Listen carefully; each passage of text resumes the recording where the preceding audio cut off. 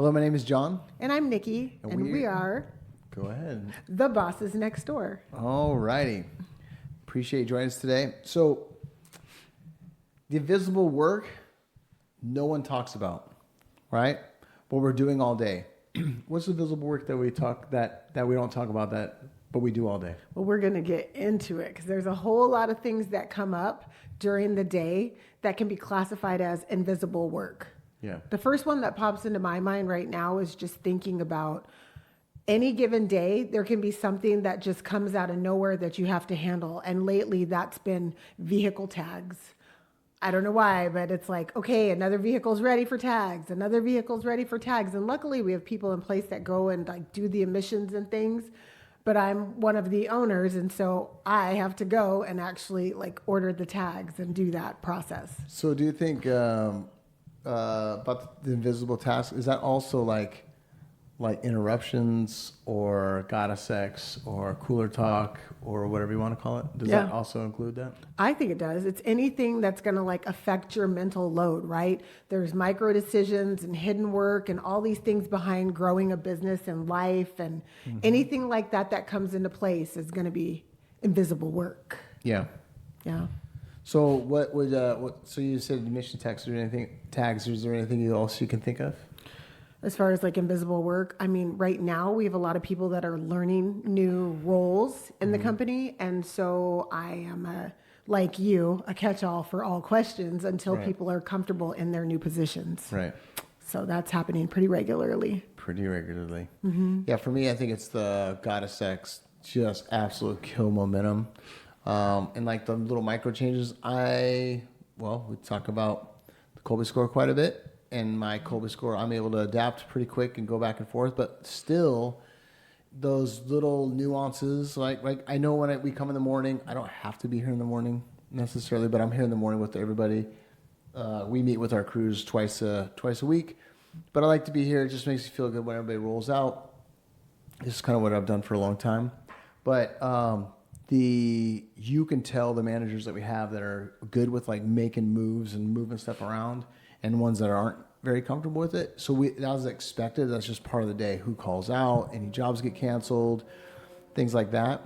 But once that kind of happens and you got to get in the flow of the morning, like we talked about before, I go for a walk. We do those things. You go for a walk to get your coffee in the morning from the house. And it's like a routine, right? But when that routine gets disturbed, right, it can throw everything off if you're not careful. Yeah. Right. And so like those micro things that happen all day long, right? It's a quick question here, a quick question there. Like, oh shoot, can you order this? Can you do that? Right. And it's like, they don't seem like a big deal, but compounded over the day, it could throw your whole day off. It can make you feel like you've been productive or not been productive. Throw your mind off from like that working mode to like, dang it, man. Now I got to like reset everything. Is that fair? Oh yeah, for sure. Do you use like delegation tactics when you have like invisible work that keeps coming to you? Is there a way you can turn it around and give it back to the person that's bringing it? Yeah, I think it's like you ask the question, like, well, what would you do? Or they ask you a question, like, what would you do here? Mm-hmm. What do you think about? Like, what do you think? And let them kind of just explore that end of it, and then listen to what they say. And then it's like, okay, yep, that sounds good to me. Or, you know what, have you thought about doing it this way? We do that a lot with the dispatching when we were training Nathan, and like, okay, we're routing all these jobs every day. And like, I understand your philosophy on this, but just what if you look at it at this angle, right? And then now you look at our production rate outside, we've hitting bigger numbers than we've ever hit before, because it was walking through, letting him make decisions, but like almost have guardrails on for him, right? Let him fail sometimes, but like ultimately, okay, that didn't work, but did you see the way that didn't work? Let's look at it this way.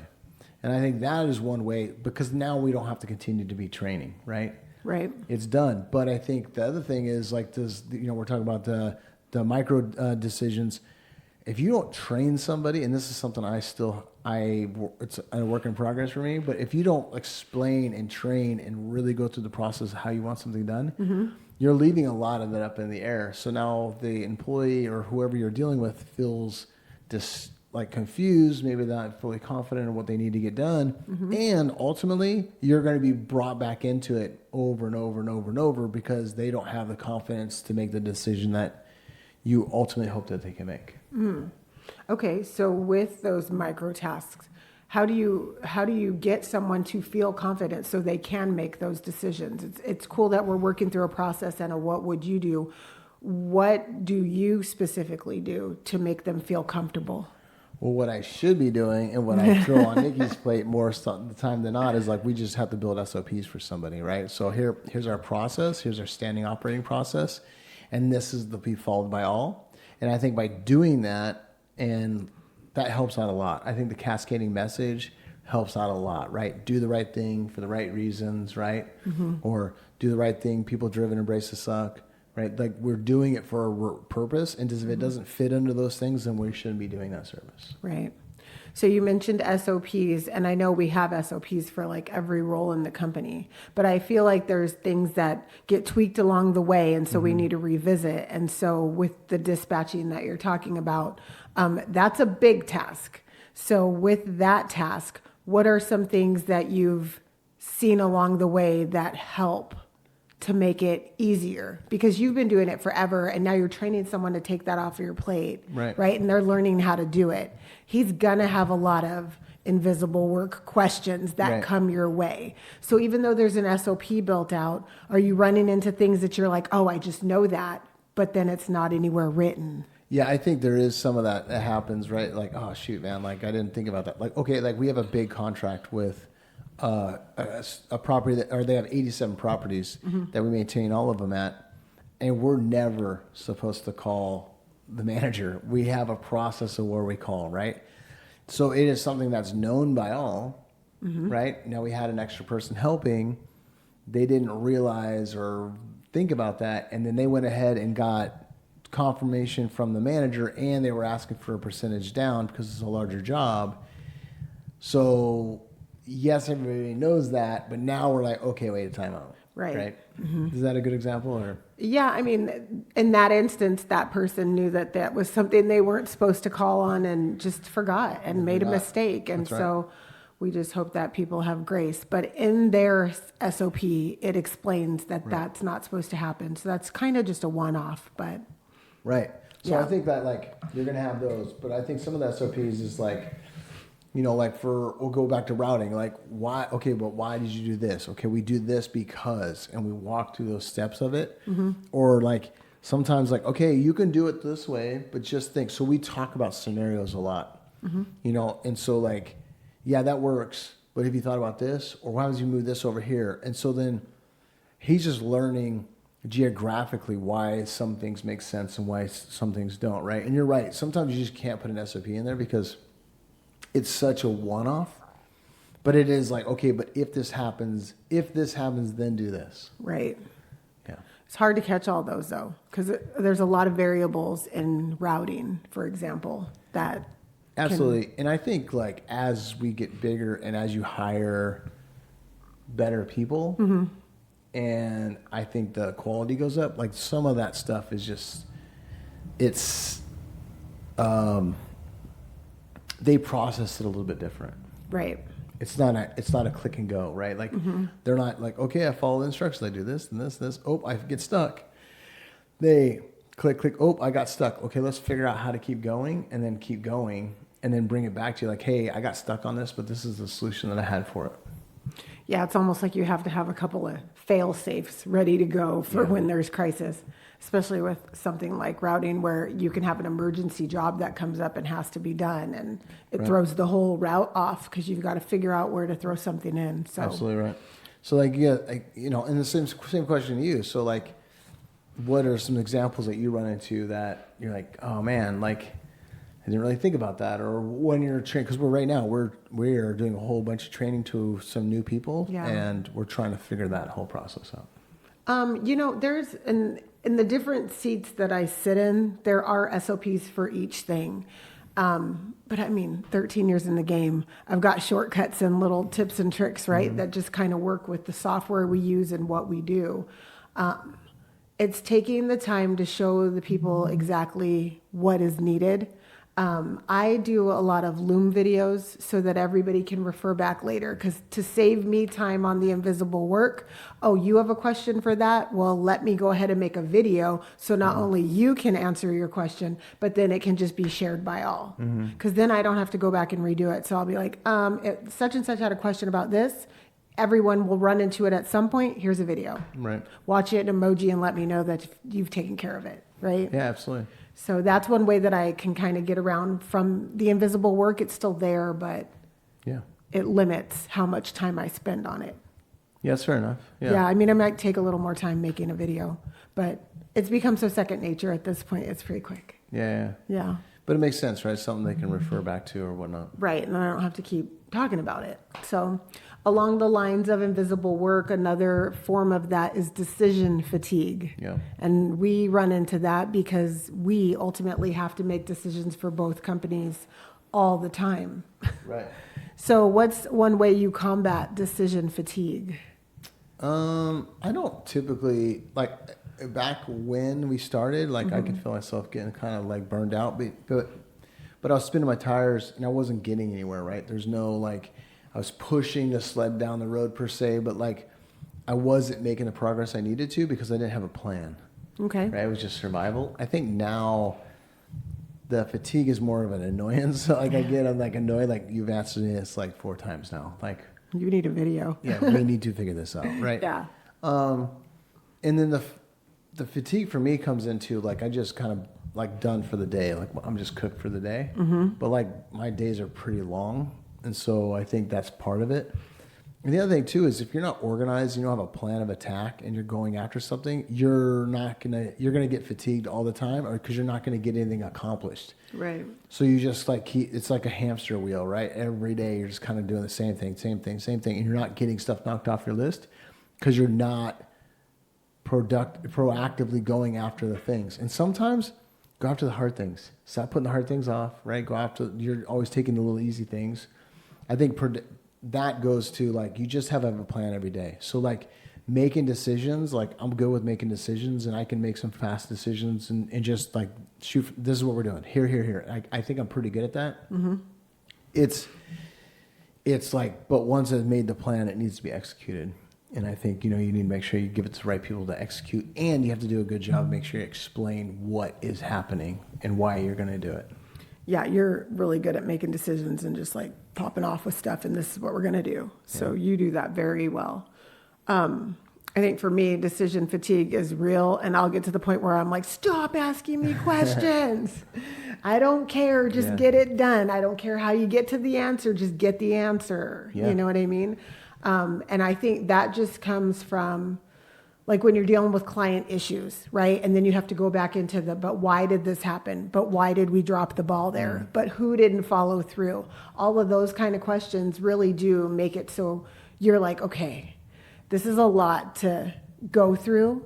How do we make it better? How do we fix it? But also, how do I empower the team to make decisions to fix it on their own and just let me know, hey, this is what happened, but this is what we did to fix it. Right. And I think the CallBoss team, the leadership team over there, is very good at that. Right. Because I won't know about an issue until it's been solved, and they'll say, so this happened. Yep. But we did X, Y, Z, and this is where we're at. And then, okay, great. Well, you handled it, gold star. Well, I think they've learned. Go from there. Yeah. And I think this is kind of going to sound maybe a little bit crazy, but like our availability over there is different, right? So they have to kind of figure things out, right? We're not sitting right next to them. We're not doing the things right next to them. And we've nurtured these people enough to where they understand that what our ultimate goal is. And I think they're really good at like, yep, this is probably what John and Nikki would do. Yeah, I agree with that. Not just because they're remote, but they know like everyone is busy, right? Everybody's got a lot going on, but they know how to reach us when they need to reach us. Right. And we check in regularly, but they do have a really good idea and understanding of what we would do in situations. Yeah. Where like here at Little John's at the landscape company, there's too many options. People are like, well, I would do this and I would do this and I would do this. And it's like, they could all work, but what's the best? Right. So that is time consuming. Yeah. And it's fatiguing. Yeah. Yeah. Yeah. My emotions are pretty like most of the days because in the beginning got really highs and lows, especially from like those micro decisions or micro things that are happening. And I think that like I've figured out really how to kind of level head it, right? And I just like, okay, we're going to do this. Nikki still gets very like and spikes and like gets excited and like upset because she takes it very personal. And it's like, but gosh dang it, why didn't this happen, right? Where I'm like already on the phone or messaging people like, hey, this needs to be corrected, or hey, can you talk to this crew, or hey, whatever that is. I think that's your perspective. Yeah? No, I just get more stern than you. I think when things go left, then it's like fix it mode, and I'm more, okay, well, why did this happen? How did we get here? And then I delegate, like, okay, well, you're going to do this, and you're going to do this, and that's going to happen so that this gets taken care of. Because at the end of the day, it's us. It's our name on all of this. And I'm not going to look stupid. And mistakes happen, but I don't want to look bad. And I know what kind of a product I put out. I know what kind of service I put out to the world. Yeah. And so I just want to make sure that everybody's doing their best. Yeah. So. Yeah, it's frustrating when they aren't. Sometimes. Yeah. So. But it's very interesting. I think as we've grown, I think, you know, we've had to let go of some stuff, and you have to trust that people are going to do what they're supposed to be doing. And every so often it doesn't turn out that way, and you have to have a way of correcting it or a way of maneuvering to make it right. Yeah, I agree. So if you feel like you're doing everything right every day, but you still feel maxed out, it could be the invisible work. It could be the gotta sex. It could be the decision fatigue and the micro task. You got to find out what those things are that are causing you to feel maxed out, and how do we fix it? Yeah, I think the big thing too is the gossip side, right? Like you can get yourself, even in owning a business, you can get yourself caught up in the gossip side of, you know, well, this person does this or this person does that, or, oh, you know, and if you remove that gossip and that drama stuff from your like life, business and personal, it's a huge weight that can be lifted off your shoulders, right? You're just not dealing with that. I think some of that comes from being in leadership too. Like you hear it, you need to understand it, know what's going on, but then at the same time, okay, somebody's got to address it and fix it. Yeah. And that always comes back to us. So being able to do that. Right, absolutely. That's fair enough. Yeah. So with CallBoss, how do we relieve invisible weights and invisible work? CallBoss is a great tool for that. I think CallBoss comes in handy now if we're talking about like how it helps other companies or how it helps Little Johns. I mean, both really. It's nice because it takes that layer, it puts a layer of protection almost in for you got everybody, for customers and for even Little Johns, because you know, a customer that uses CallBoss, like it's a layer of protection for your primary or secondary because you know the phones are going to get answered, but also like you can have the confidence that the phones are going to be answered with a smile, and like it's very, very professional the way we handle things. And if you're set up the right way, or we would consider the right way, where you have your matrix set up and you have all the tools necessary that we can get in and dig in, like we can give estimates, sign a customer up, and you didn't have to do anything. Like we did all of the work on the back end, and we sold a customer for you, or helped a customer out.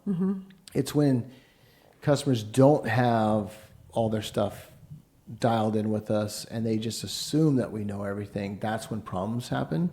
And then it's just addressing those problems like, hey, like I understand you're upset because this didn't happen, but you never told us that you stopped offering this service, or you never told us that this is happening now.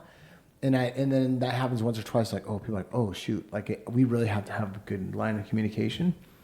So I think CallBoss can take a lot of that frontline stress off of you if you let it do it, right? And I think CallBoss, it's very interesting. Like right now we're revamping a lot of stuff, and we built this calculator, and it talks about like, okay, well, if you miss X amount of calls a week, right? And you compound that by a month, and then you compound how many customers was that, and how much did you actually lose out in a month versus in a year, and then what would that be every month? And I think that big picture like really opens people's eyes, like, oh my gosh, man, like it takes all this stressor away, and it's because I know somebody else is going to be handling it. Is that fair? Yeah, I totally agree. removing some of the admin tasks, removing the phone calls, removing the client follow-up, removing the payment collecting, all of those things. If you can remove those, give them to a service like CallBoss, then you have you have less invisible work, you have less decision fatigue, because somebody's taking care of a lot of things that were on your plate to allow you to do other things. Absolutely right. Yeah. Absolutely right. Yeah, people all too often, I think all the sales calls that I do, like people all too often, they don't realize how much money is just floating out the door because they didn't answer their phone, or they didn't follow up, or they didn't give an estimate right away, right? It's incredible. And then the ones that like fix it, like by have CallBoss answering it, or have us answer it, and then they put a process in to get the customer an estimate right away. Like, it's incredible, like, to see their growth.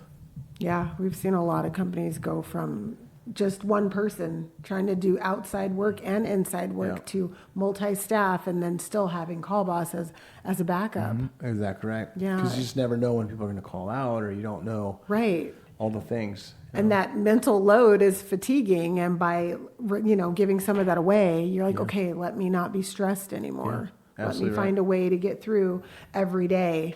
Do you think that the invisible work or the decision fatigue or the micro tasks show up for us in our relationship since we work together and we feel these things here? Do we feel them at home? I think a little bit, but I think more of that is because because I think I don't ever really turn off. Like, I think I talk about work a lot because I have some goals that we're trying to really hit. But I think, I think sometimes, like, we get home and, like, Nikki's just like, oh man, all my smiling's done for today. Like, I'm just like, ugh. But because we're getting home, in the evening, I think you just there's just naturally to be a little bit tired. I actually really enjoy when Nikki and I go, it doesn't happen very often, but we go and eat after a long day, like we'll go stop somewhere and eat. I enjoy that because I feel like it's kind of a closure of that day, and then we go home.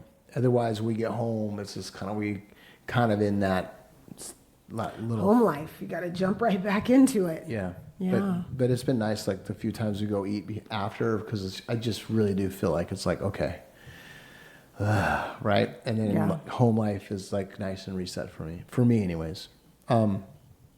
Otherwise, like you're right, you just said, like you go home and now you're making, you went from the business world to like your home, and we're still doing some business stuff, and we have to make, home decisions and stuff. And I think that dinner, homework, are you going to shower? Are you going to shower in the morning? Yeah, absolutely. All of those things. And so then, like, how do you take that stuff off your plate? All right, we got a house cleaner for the house. We have a house cleaner that comes and cleans our office. We, those things are really nice. We have somebody that's going to start watching our youngest because, we want to make sure that there's somebody home. Well, it's important to have somebody home for them, but also like make sure that their day is set up well when they get home from school, right? And I think like those things are just setting us up to get things cleared off our table, our plate. Absolutely, yeah.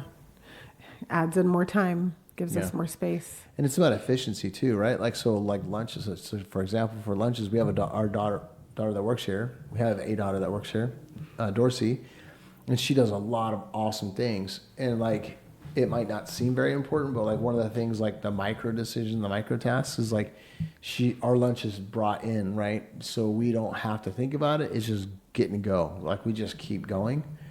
I think all too often, like sometimes we just need to leave the office, but I think if you're able to just take that task off your plate, it just makes decisions a lot easier. And then like when I'm really rolling, I don't have to like, shoot, I gotta go eat now or whatever, and get my You truck. just know it's showing up, and you know it's what you want. Yeah. You don't even decide. She'll ask me what I want, and then I kind of decide. And if I can't decide, I say, you pick. And then she kind of has an idea of what I will eat. Yeah. So she'll just make sure I have it.